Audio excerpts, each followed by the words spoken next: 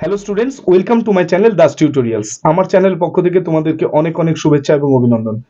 আজকে আমি আলোচনা করব the experience of seeing the night sky, অর্থাৎ একটা রাতের এক অভিজ্ঞতা নিয়ে, অর্থাৎ রাতের আকাশে দেখার যে অভিজ্ঞতা সেটা নিয়ে যদি কোনো প্যারাগ্রাফ লিখতে বলা হয় তাহলে তোমরা কিভাবে লিখবে।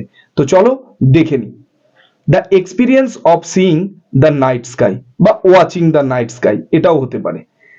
ইট was a bright moonlit night. Bright মানে কি? উজ্জ্বল। মুনলিট মানে হচ্ছে চন্দ্রালোকিত রাত্রি। On 23rd October. I was এগার। এগার মানে কি? উৎসুক বা ইচ্ছুক। অর ভেরি মাচ ইন্টারেস্টেড বা অত্যন্ত ইন্টারেস্টেড মানে আগ্রহী ছিলাম। টু ওয়াচ মানে দেখার জন্য, the sky from the roof ছাদ থেকে আকাশ দেখার জন্য, অফ মাই হাউস আমার বাড়ির। The sky was very clear. আকাশটা কেমন ছিল? অত্যন্ত পরিষ্কার ছিল। The stars were twinkling. তারারা কি করছিল? টুইঙ্কলিং করছিল। টুইঙ্কল মানে হচ্ছে মিটমিট করে জ্বলা।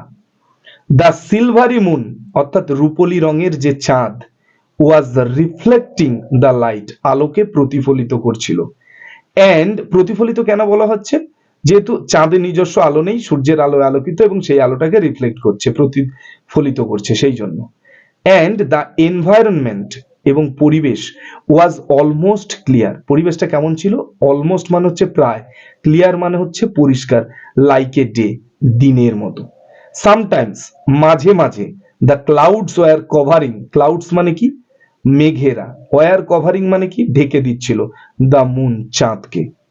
আই অলসো স আমি এটাও দেখেছিলাম the broken stars. Broken star মানে হচ্ছে তারা খসা। আকাশে অনেক সময় তাকিয়ে থাকলে আমরা তারা কষা দেখতে পাবো, যে তারাটা যেন দৌড়ে পৃথিবীর দিকে চলে আসছে। It was really a peaceful sight. এটা কেমন ছিল? অত্যন্ত পিসফুল মানে শান্তিকর বা অত্যন্ত ভালো একখানা সাইট টু মি আমার কাছে।